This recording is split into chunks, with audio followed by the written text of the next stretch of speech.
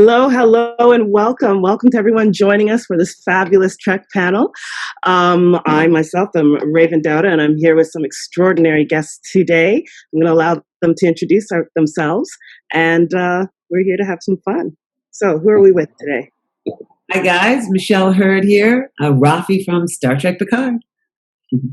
The one and only, and the fabulous, absolutely. I'm Cirroc Lofton. I'm also Jake Sisko from Star Trek Deep Space Nine, and I'm glad to be here with you, Raven. Yeah. Really glad to be sharing this with you guys.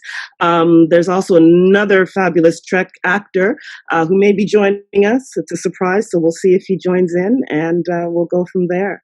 Mm-hmm. But this is a really special time, and I'm really honored to have... Oh, look at that.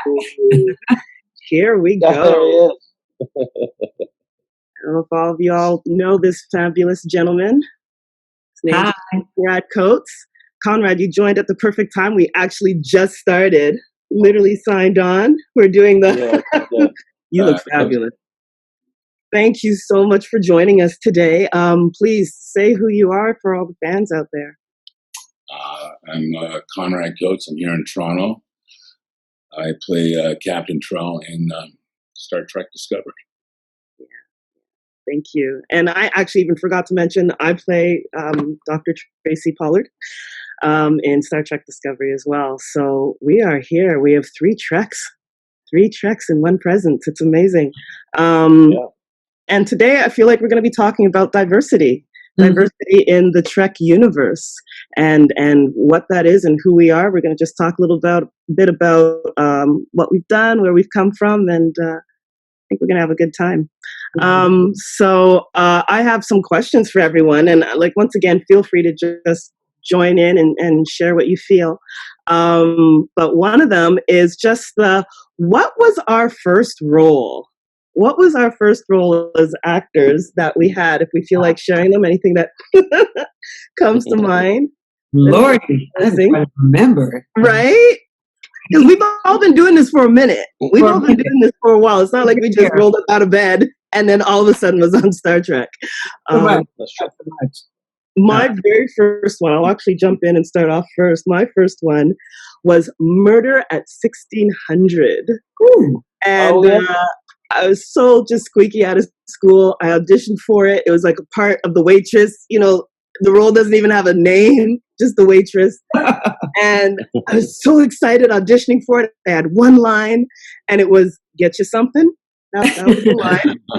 Mm-hmm. And then I get the script, and this was back in the day when they send you a script, and I'm flipping through it with my mom and my brother. We're so excited.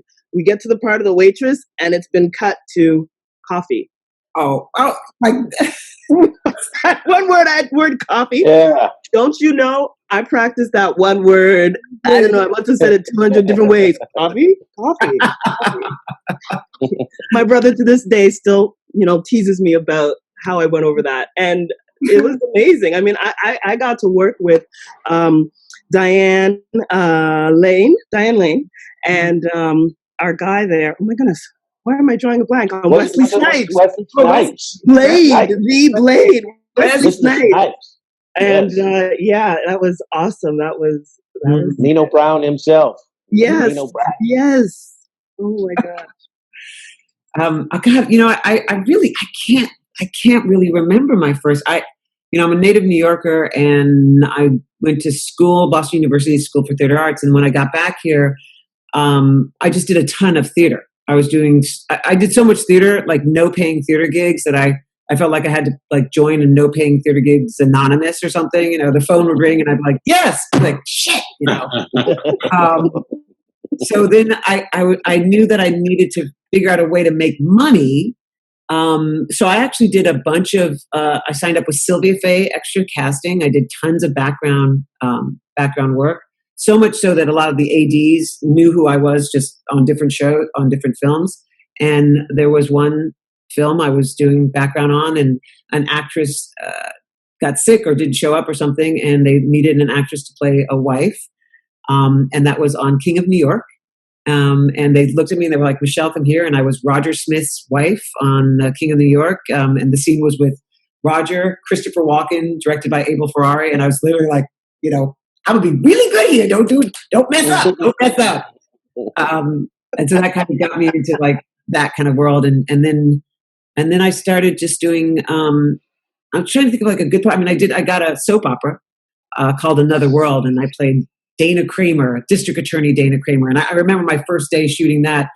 I'm the DA, and there's a court case. And I remember my very first day, I'm doing an opening arguments, and they have all the the grand dams, the stars of the show in the courtroom.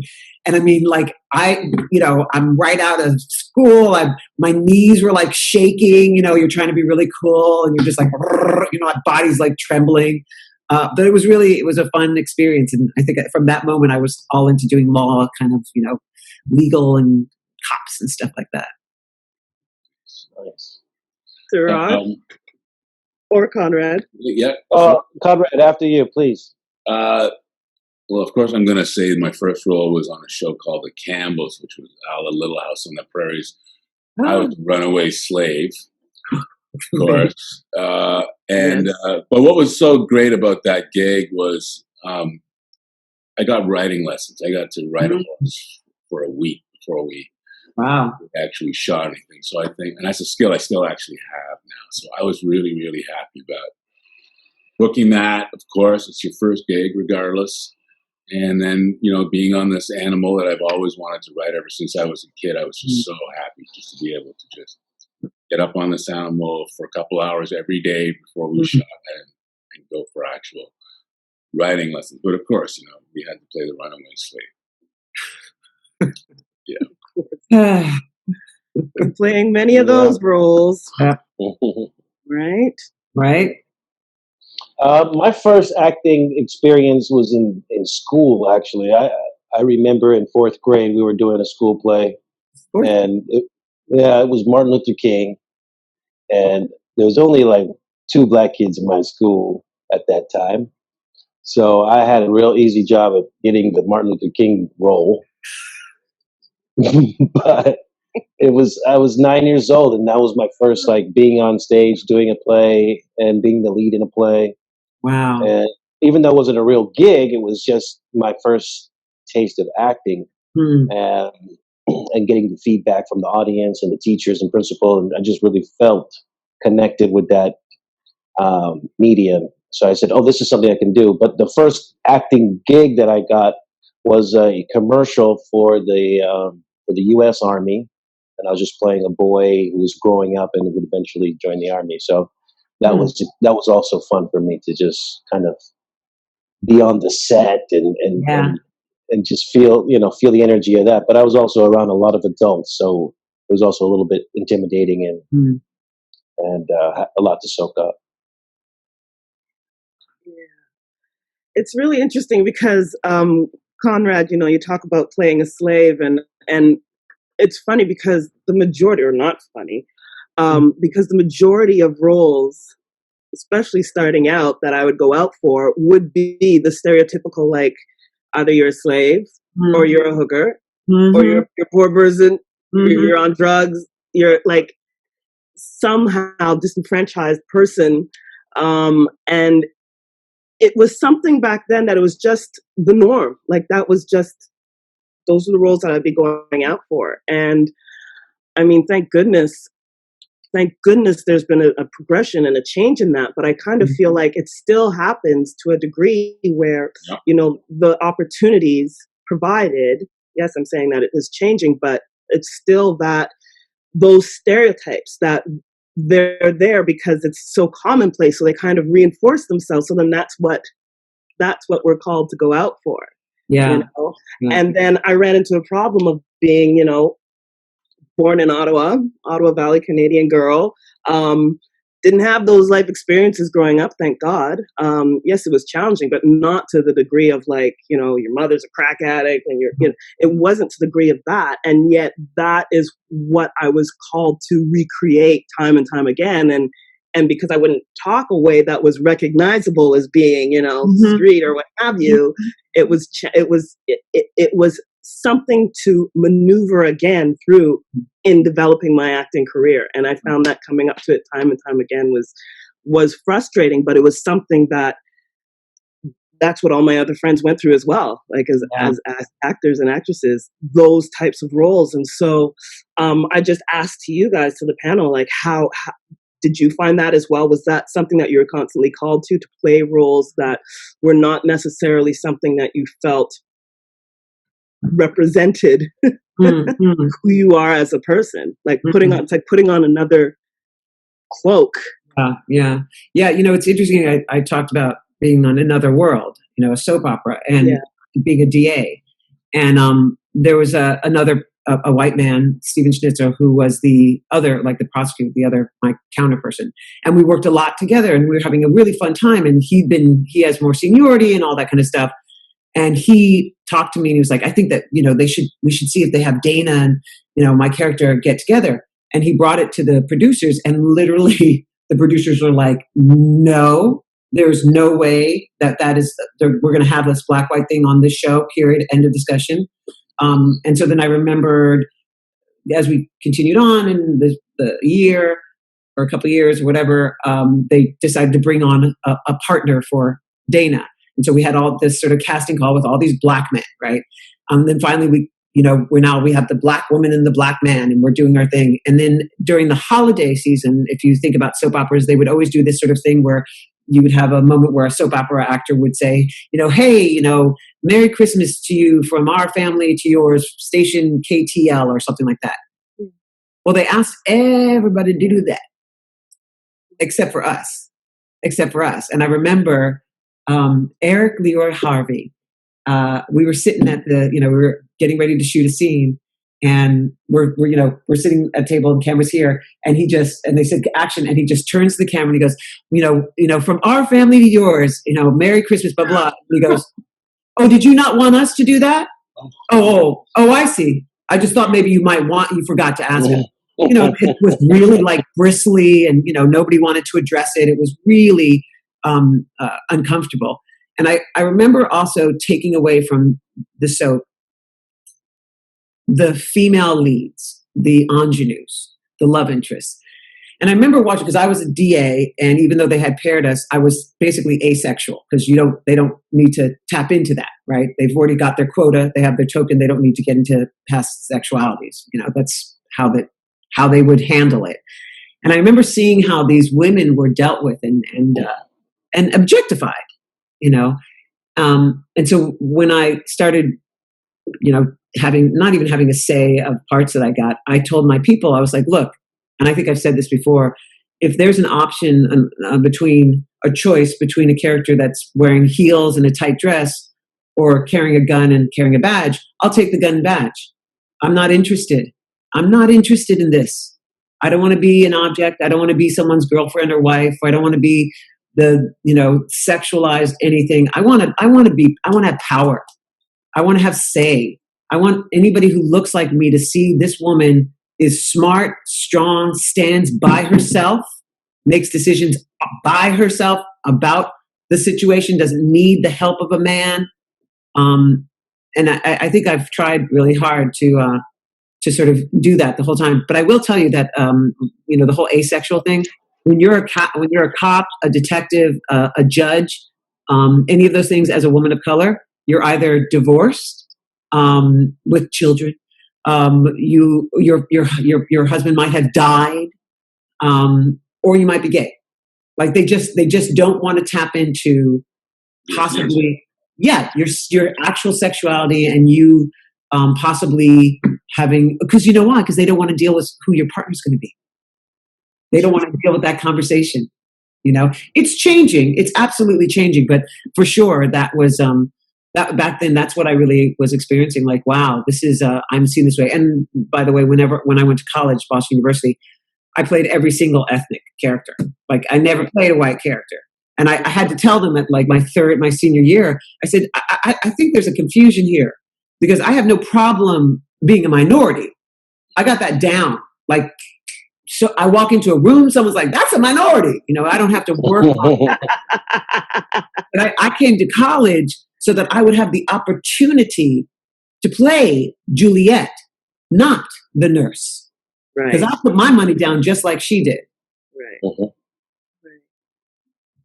And so that was a conscious choice for you that you felt all, like throughout your career.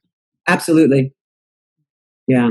And so, I mean, others can answer the question, absolutely. But just to speak to you, Michelle, how do you feel that has changed now from then to where you are now? For me, or for women of color, or people of for color? yourself personally, and or for women of color? Yeah. I mean, I see that there's more opportunities there, and there are other characters now. There are other choices to do something other than being like the law and the boss in charge. But I just did Bad Hair with Justin Simmons, and I loved it. But that's a black show, as a black film. So I felt just taken care of. I was really happy to be a part of it. I wanted to tell that story. It was, it's about our obsession with hair, and to what lengths that we will go to get our extensions, to get our tracks in, to, do all that stuff, the bleeding, the scalp, we go through some crazy shit for what somebody says is pretty. And that's why, I constantly, and I mess with my hair and I do all this stuff because I want to, this is how it comes out. It's a beautiful thing. We don't have to all look the same, Yeah. I think it's changing, but I don't know if you guys feel this. It feels very manipulated. Like if you watch commercials, everybody's like, ethnic on the commercial now. Like there's everybody's multiracial, like Unbelievable. right? Unbelievable. Yeah. There's black and the Asian and the Hispanic, and we're all one happy family. And I'm just like, okay, All here now. well, it's so manipulated now, and I part of me feels like that's a way that people are appeasing their own guilt or their own, self-consciousness of what they've done in the past, as opposed to creating something organic. Like I would love to receive scripts that don't say any ethnicity. I was just saying that to my partner. Yeah, just say nothing, or say everyone. Because what I get these scripts that they have the Tom, Dick, Harry, Mary, Jane, Letitia. So, and I'm like, you know what? If you're going to do that, because you're assuming, the assumption there is that I am perceiving the same world that you perceive, which is, if the writer is white, is a predominantly white world. That's not my world. When I read it and I see Mary, I might be Mary. Jane, I might be Jane. I see all of those as me until I go, oh, I'm Letitia. So if you want to do that, that's fine. But then have the, take full responsibility and write Caucasian, Caucasian, Caucasian, Caucasian, Caucasian, Caucasian, Caucasian, black. Right. Do that. Own it. You can have it. I don't mind. That's your world. But own it. Don't make me have to point it out. Yeah. Oh. Wow. Well, Conrad, I'll let you go. No. You're up this time. You're up. I find this quite fascinating. Please. Well, I think one of the issues for me is the way language is used. So I think, for example, a lot of the stereotypical characters that they write for us are so limited in depth, in background, and in language. Yeah. And I know that growing up, I used to talk the way I talk now, which is, in this kind of articulate way in which I'm able to express myself using the vocabulary that I need. Mm-hmm. And this kind of expression is not something that's associated with Black people. It's always associated with white characters who are able to be the typical characters that we see on television and in movies. But when they think of Black characters, they always think of us in this very limited education, this very limited idea of possibilities of what we could be, from gang members to slaves, and they're so stereotypical.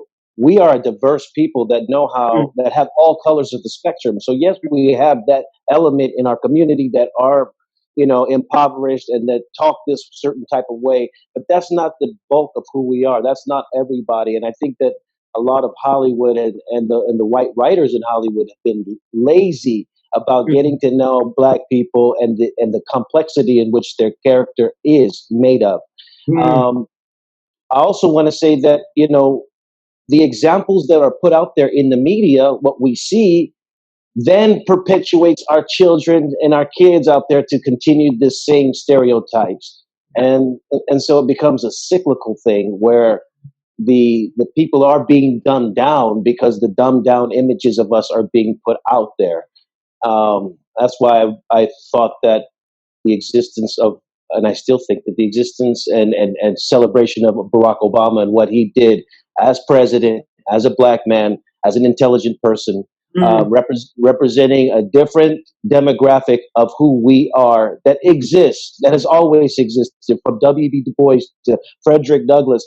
We've always had these intellectual black people in our community that have known how to say what they want to say and express on our behalf, rising us up. But I think white people, writers in the business, don't take the time to get to know those kinds of people. And I think slowly, speaking to your point, Raven, things are changing. We are seeing change. We are seeing that somebody like Obama is a visual representation of a kind of people that we want to see. And so, yes, that was one of the reasons why I felt discouraged into business, because I didn't want to take the stereotypical roles. I didn't want to be told in a casting session, can you be more ethnic, or can you be more ghetto, or can you do it like this? Because yes, I can be that, right? But I prefer to give me background on character. Tell me what's going on with that character. Tell me what kind of upbringing they had and why they are like they are. Not just, we're looking for that kind of a person, and that's not enough for me as an actor to portray a character. So I think we've got a long way to go. But we've had some great legends. We've had people that have really paved the way for us: the Harry Belafontes, the Paul Rodesons, the Sidney Poitiers, the Brock Peters of the world. And we're going to continue to break down those stereotypes. We're going to continue to be more than what they expect us to be, and therefore raise the bar of what we see, so that there is a diverse representation of us, not just the prostitute, not just the gang member, but also the doctor and the dentist and the lawyer and the police officer and the entire array of who we are. Absolutely. And that's why, thank you for that, because it's so important. It's like, yes, there's the old adage, write what you know. But if the writer is a white writer that doesn't have that hasn't done that extra work, then everything that they write is going to be skewed from that one perspective. And it's sort of like, no, we need more. There's a diversity there that needs to be mined. I love Shonda Rhimes and all the work that she has done, because she does that. She writes these full characters of all color, but full characters. And then the strong leads that she has created. I mean, we see how they are full human beings, right? That have, yes, all the foibles and the troubles and everything that they're battling, but it's like, we see who they are as the person first. And it's just, that's the exciting work that I love to see. And it is slow in coming, but I'm always inspired by some of my artist friends who then create their own work. They're just like, okay, then we need to tell our own stories and create ways and forge those avenues where then they can be, the writers on series, the directors. We see it happening. They're slow going, but we still have like great people of color who are directors and writers and producers. And so it's just a matter of creating avenues for us to continue to tell our stories, because they are our stories to tell. So I'm just excited about that. Thank you for sharing that, Cirroc. Yeah, and also one more thing I just wanted to add real quick. We always talk about how education is going to help our community, and education does help us better our circumstances, improve our financial situations, and make better people out of us. And so it has helped me elevate my life. Education, going to school, studying at UCLA, learning business and economics, just being present in that kind of environment. That helps us. But if you want us to raise our status with education, then you can't be afraid of an educated person. You can't be afraid to show educated people.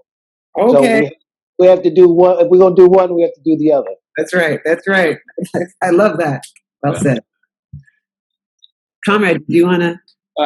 Okay, so, I'm born in London, England, so I don't have any particular accent anymore. I too grew up in Ottawa when I was a kid. My mother shifted us over to Ottawa, and so my sort of inner urban experience is like 0 to none. And yet I was being asked very early in my career to play these gangbangers, drug dealers, and all that sort of thing. And I made a decision really early on I studied the classics. That was my focus. That was my way into a world that was foreign to me in terms of trying to learn to be a better person. And I always felt that, studying Shakespeare, that was the top bar for me. So I really focused on that really early in my acting career and training.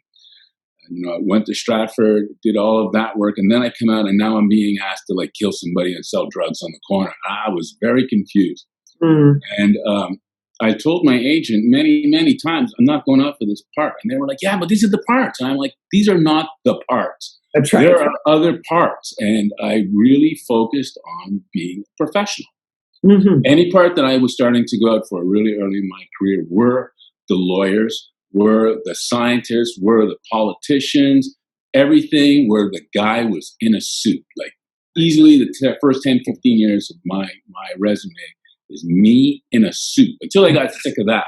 Right. But I was not going to lower the personal bar. I refused to do it. And all the people that were starting out with me, who started off down that road, they're no longer in the business. Yet I've now been able to at least keep my educated status up there.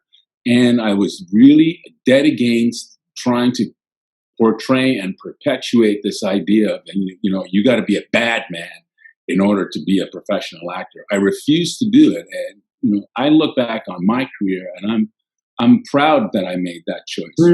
Really early out, I really established the fact that I'm not going to do that. And I was fortunate enough to get to this place, this far along the road. And so I'm so happy to hear you also share, what you guys had to do in terms of that struggle. So I'm with you.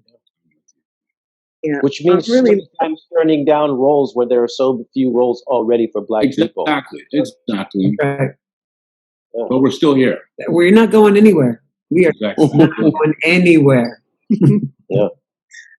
I think about that. I think about, I believe it was Sidney Poitier in one of his interviews, and he talked about that, like turning down roles and being in a position, though, where, you got a family and they have to eat, and everybody else is like, take the role, take the role, take this role. And he just wouldn't, based on his own integrity, where he drew his line. And it's like, how many people's lives has he touched from doing that? He broke so many barriers. He reflected to us through the screen who we were inside, not what we were being told as. And it's just, when I think about that, when I think about what that takes, it inspires me then to do better. Right. This is how the chain goes, and I'm very thankful because, I had one agent before previously, but then I joined up with the agent that I have now. And one of the things that I just loved about him and do love about him is how he champions his clients, and so he will put me in a room. He'll do the thing where if it doesn't say that it has to be a Black person, he'll throw me in the room, and it's great because a lot of the time too, casting, they don't know until they see it. You know what I mean? And so when you come in and you present that idea that, yes, this character could be a Black woman, they're just like, wow, yes. And it takes that foresight. It takes, having a community of people around us, or the people that we interact with, that are willing to open their minds in a way, And so just a shout out to people who not necessarily understand what we go through, but still open their minds to being supportive.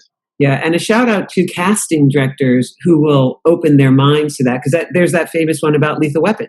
That Danny Glover it didn't say Black man, and casting director is the one that says it. And if we could have our more casting directors, and I also want to say there's we have so many different brothers and sisters, right, who have so many different stories. And it is not to take away from those whose rhythms are organically, unique to themselves and different from others, right? And we want to celebrate that and amplify that and support that. And that's a beautiful thing. The problem comes when there's a concept that there's only one rhythm to a person of color. And that's what we want to make sure doesn't, live, because there's as many different rhythms of us as there are of white person, of people, of humans, right? Mm-hmm. So it's that kind of thing of like, I don't want to disparage or put anybody in a different sort of like, I don't want to do that. It's not that. It's that I want to do other things as well. And I want to be, as we all have said, I'm here only for this much time. Life goes by like that. I want to, explore my art in the way that it fulfills me so that I can make it the best that I can to present to the other people, right? And I won't be able to fulfill my art if I'm manipulating myself in order to fulfill somebody else's concept of me, right? Yeah.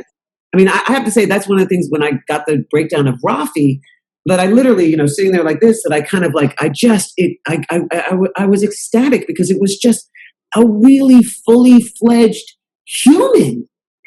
She didn't have no color at all. It was just a human, perfectly imperfect. I didn't have to be, just this. I could have my frailty and my vulnerabilities and my strength, and that's all that we're always asking as people of color. You just want to go, just let us have the opportunity. Let us have the opportunity to tell all the stories, all our stories, because all our stories are stories of humanity. And they just look really cool and tan. Yeah, I mean, you brought up Star Trek, and I think that one of the things that could be celebrated about Star Trek is the fact that it has really put a lot of emphasis on these well-rounded characters that are not afraid to push the boundaries and that have depth and that have this flushed out background. And there's way more to it than just these boxes that are being checked. And I think to the credit of CBS and Paramount, who have put so much work into developing a quality product like Star Trek, they deserve the credit for not being afraid to push those boundaries, not being afraid to take those risks and those chances and put the kind of quality material that we're looking to see out there. So I've been blessed by that opportunity. It's obvious that it's so wanted because, I mean, the audience, the fan base for Star Trek, it's all about the other. All about the other. I mean, it doesn't work without the other. That's right. Right? And if they are not going beyond into those places where we've never gone before, blah, blah, blah, then it doesn't work. So, yeah, you're right. It's great. There's a bit of a joke here locally when we go to casting, and of course, all the black guys who look like me, we're all going to show up. And we're all there, and we're like, oh, this is the day when they're kind of recasting. And I remember a buddy of mine saying, yeah, this is color correction time. They're color correcting the picture here. Please do not adjust your set. We're fixing for you. We're just going to put a little bit more of this over here. And it's, the first time I heard it, I was like, yeah, that does kind of feel like that. That's right. They looked at the board and they went, ooh, this is too much of this still. Let's adjust this picture. It's fabulous. I love the idea. Yeah. And it's also, I think it's important for us to seek out those roles that they don't typically go for a person of color, so that purposefully, so that we can present ourselves in those places. I think I've told this before, that I was doing an arc on 90210, not the original, not the latest reboot, but that one in the middle, right? The one on CW. And my character was supposed to be the event planner to the stars. She owns her own business and blah, blah, blah, blah. And the first day I had, my hair, this, and the next day or something, I got a phone call in the car, and from producers, they're like, "Hi, Michelle, we have the producers on the line for you." And, all I'm thinking is like, damn, I did one day and I sucked that much there. And we do that normal paranoia. So I'm like, I pulled over and I'm like, hi, what can I do for you? And they said, we love, Michelle, we love you. We love your hair. It's fabulous. But we did some research. Which I find, okay, whatever. We did some research, and our research told us that if you're a woman of color, you will only be thought of respectfully as owning a business if you have straightened hair. Wow. And I can't tell you, because I'm like, clearly you could sort of sense that I'm not a shy person. I can speak up. There's research for that? Like, where did you, that's what I'm saying. Where did y'all look that up at? Where is there an, like, can you Google send me that? Can you fax that over to me? Let me look over that. And I have to say, I was so taken aback.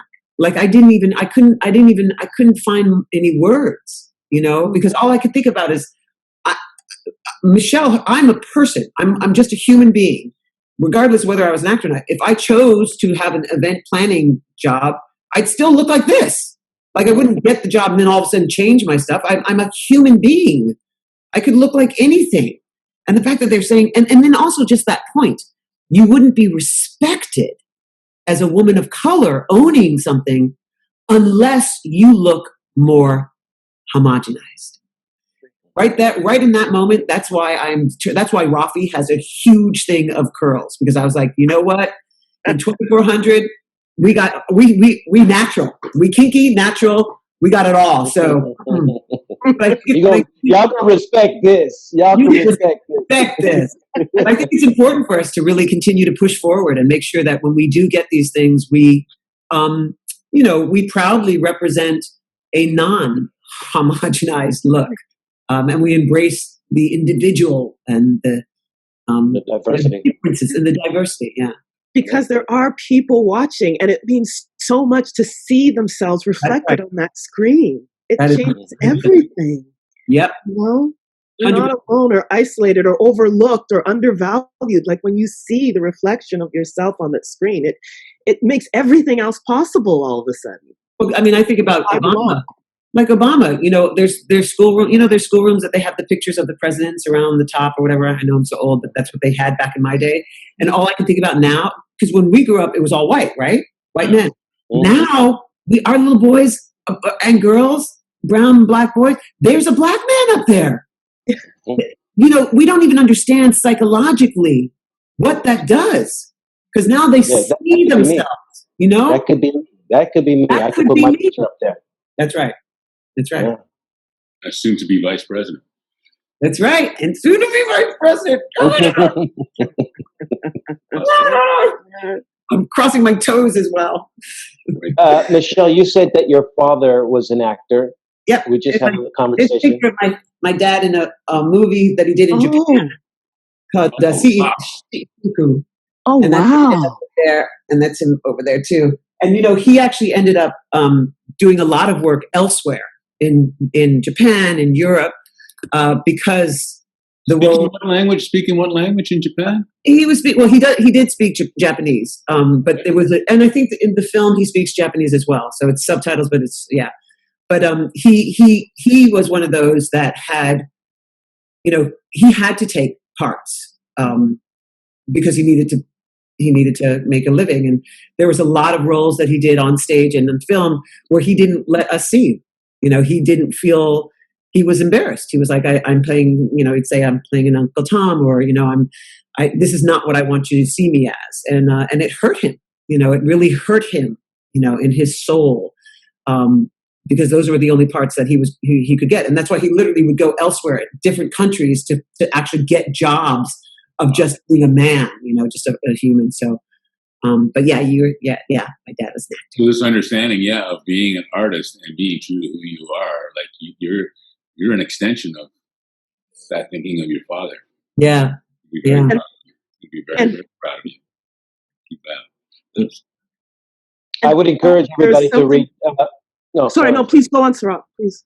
I would just encourage everybody to read a book called Here I Stand by Paul Robeson. And it talks about his struggles as a black man dealing with these very same issues, both from sports, which he was an excellent athlete at Rutgers University, also to his time as a lawyer and why he wanted to leave that profession because of the racism that he felt and experienced, being marginalized in the law firm and told to do certain cases that weren't up to par.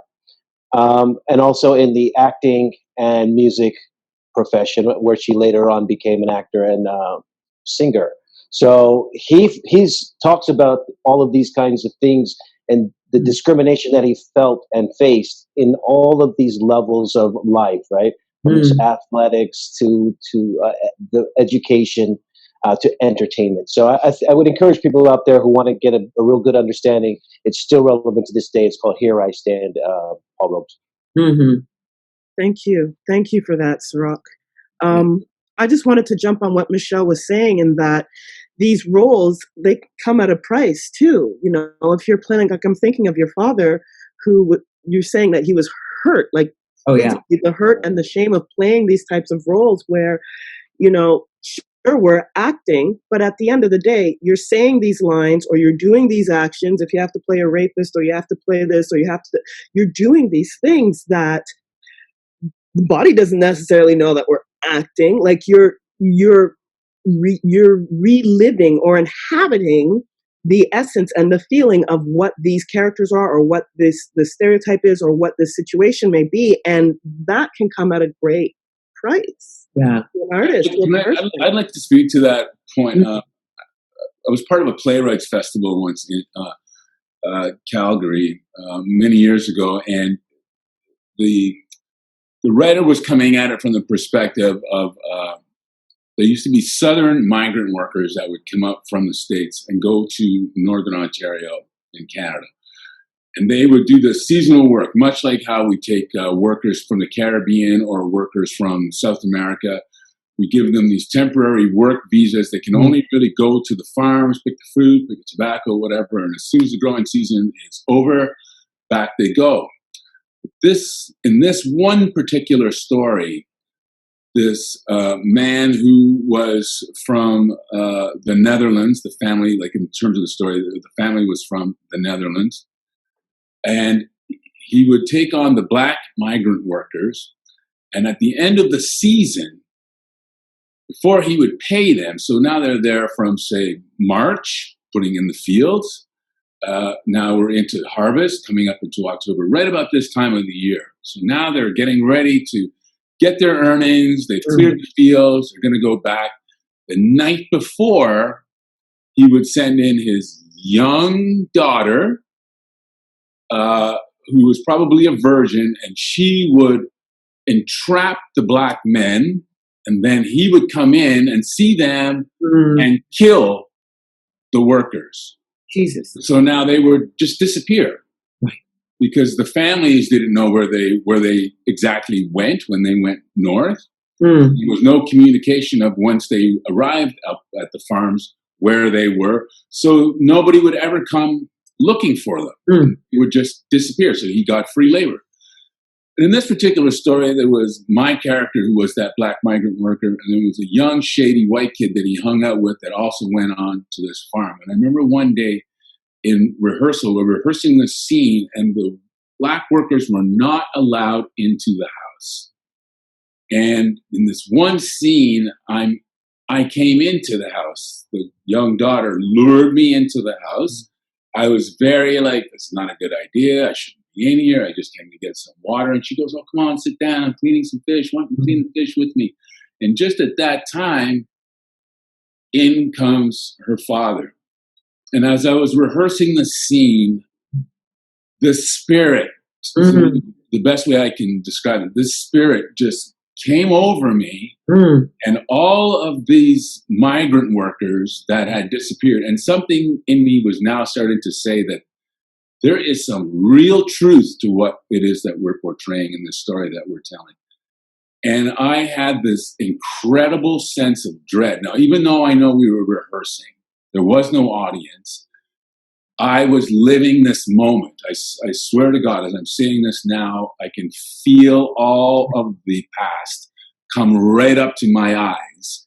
They're right here, and I could feel it as we were doing the scene. And now it became like it was like a dueling Bible quoting scene. He would speak a line in verse, and I would have to counter. I'd find another line in the verse, and we were both very clearly well versed in Bible studies. But it was the only way that this character survived this moment in this story was because he knew the Bible, and the white man could see the humanity in me only through the scripture that I was saying. But I recall when I got up, like I had to exit the scene, and I like ran out of the rehearsal hall, and I wept. Like it was uncontrollable. This feeling that overtook me of how our history is right there in our DNA. It's right here with us now. It's not necessarily through my bloodline directly, but I know it's through our cultural bloodline. We're always in that river of history, the energy of our ancestors. And I was just really, I don't know how I really want to end saying this, but I really felt it necessary for me to share that. Yes. It was very powerful. Thank you for that. Yeah. Because these are the stories that we're telling. We're the chosen mouthpieces for that. I firmly believe in that. No, that we're the chroniclers of the time. For a reason, right? That's right. You know? But to speak to that then, I'm going to kind of jump here because what I felt you were also hitting on, Conrad, as well, is our legacy, past legacy of what work we've created, but also in future legacy. So if I could pose, because we're almost running out of time here, we have about 10 more minutes. You know, one of the great things, the pride that I have in being a part of the Star Trek family, like this role and being able to play Dr. Pollard, I can't even speak to how much it has touched me, how grateful I am to be able to talk with the fans. I've had people, message me being like, you're a doctor. It's so important to see a Black doctor on screen. And, you have your hair natural. My daughter wants her hair like yours. And just, it's so important. Star Trek has created from the beginning, I mean, having the first interracial kiss, having like just characters, they've created a legacy that speaks to equality, that speaks to who we are. I'm curious as to each individual one of you, is there something that you feel that's a part of your own legacy that you wish to create or extend forward and moving on? Like, I know it's like a big question, but if there's anything that you can speak to that, because I feel as artists, as actors of color, we are that already. Everything that we do is out there for others to see, to entertain, to inspire, what have you. Is there anything that you consciously feel is something that you wish to leave as part of your legacy or to continue to build on? I mean, I think it's for myself. It's what I've been continuing doing. The choices that I've made. Like I just really want. I just want all like a whole bunch of little brown and Black kids with crazy hair and looking unique and interesting to see themselves. Just to see themselves. And to see themselves respectfully portrayed. And to give them, maybe to inspire them to seek out a vocation that I portrayed, perhaps, or whether they want to do acting or not, but like an actual job of a role that I've done, and just to see that there are people who are here, who have been here, who are continuing on. We're not going anywhere. We're strong, we're diverse, we're intelligent, we're interesting, we're funny. Beautiful. Beautiful. That's right. Full of love, full of empathy, understanding, a depth of understanding. If there's anything that, I've really realized during this whole time, during this, quarantine and during this, the painful viewing of videos and body cams and just injustice, is to say that we are here. We're not going anywhere. We're not afraid. We're strong. We have a point of view, and we are on the right side of history. Yes, we are. Yes, we are. And yes, we are. That's what I want to continue to present. Yes. Thank you. Anyone else? Cirroc, Conrad? Well, going forward, there are some things that I'd like to get done and have as part of my legacy. But one of the important things that I think I'd like people to remember and focus on is, I was able to work on Star Trek and portray the future, and so we are putting imagery that is the future selves, ourselves of in the future and as part of the future. And I think we're all of us are doing a great job of representing ourselves, our people, in a very well articulate way. But I want to say that also, in addition to seeing a better future for us and seeing a place in the future for us, I think that we also need to understand our past, and it needs to be used as a tool to better us and to give us confidence of who we are. I think a lot of what they talk about when they talk about African American history, a lot of it, for me, growing up, was about slavery, and it was about a very narrow, limited view of Black people on the planet. But yet, if you were to study the European history, it was always about this kingship and the knights and the royalty, and so they have a vision of themselves that emanates from the King Henry and Queen Elizabeth in the Victorian era, and all of these things that are so uplifting, if you know that that's part of your history. And I think that we need to also understand that part of our history is the exact same kind of royalty, the same kind of education. We have an ancient history that has kings and queens, and culture, and I think that a lot of our African American history should also be tied to our African history and where our roots are there, how we've come from such greatness, and from dynasties ourselves, from leading Egypt 8,000 years ago to being where we are today, still here on this planet and still thriving and doing what we do and making our impact known. So I think I would like to, going forward, kind of touch on these stories that talk about Black greatness, that talk about Black excellence, beyond the scope of the limited view of just this minimalized version of slavery in American history that we have. We're way more than that. We're part of the building of this country, and we're part of the building of the ideas that founded this country. The origin of these kinds of thoughts. So I think that we need to get in tune with those origins. So we know that about Mansa Musa. So we know about the 25th dynasty in Egypt. So we know about who we are as the people, and see ourselves as kings, as queens, as royalty, of having the bloodline, of being part of the biblical stories. We need to know that we're part of all of that. It's not a European thing. It's actually a European thing that was stolen from us as well. So I think that if we start to learn more about who we are and see ourselves in these kinds of ways, it will help change the narrative. It will help break the stereotypes. Because it's too limiting to say you're descended from a slave and that's it. Right. Because that makes me. Where do I go with that? Right. What do I use that? How do I use that to better myself? I think knowledge of self is the thing that's going to really set us free, and knowledge of self in our history is the thing that's going to make us elevate to the place of the future that we want to be at. Nice. Amen. Yeah. Yes. I think you both have really said it. You've used all of the things that I've wanted to say.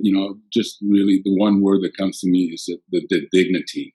Dignity and our humanity that is not allowed to be shown really in a real way. And again, because of the choice of roles that I've taken and the path that I've wanted to sort of show and keep showing, let my children be proud of who I am and let them be proud of who they are. There's to have our head up and not always having to be looking down, and to know that we do have the education because we're there now, and to know that we belong. Like, to really reinforce this fact long before the Black Lives Matter movement, though it's incredibly important. We do belong, and that we are a part of this society. And as you say, Cirroc, we built this. We built this. In fact, a lot of what they're doing is built on what we did. So as a human race, as a part of the human race story, we are part of this collective conversation. And I really do want that to be echoed. And you're right. Star Trek does allow these characters to do that. So, but to have that really come into the humanity of the human storytelling, I would love to have more of that. But it's about access, and I think we're still working on that. We haven't really spoken about that, but it's part of it. It's part of the problem. It's part of the solution, and it's where we should definitely be going. Thank you. Wonderful. Thank you. Is there anything else? I mean, do we want to speak more to that, Conrad? Is there anything else that you want to address? I think, I've said my bit anyways, and I just really appreciate what the others are saying. I really do. Yeah, I would add that, Raven, just really quickly, that we're in front of the camera, and I'm blessed that we've had the opportunity to be in front, and that we're still continuing to be in front of the camera. But there's also work to be done on the other side of the camera. Right. Writing. The writers, the showrunners, the executives at the networks. Yeah. We need to be there too. So not just being in front of the camera, but there's a long list and a long line and a big wide opening for us to make our mark on the other side of the camera as well. So. Yes, please. Absolutely. The next frontier. Absolutely. Right now.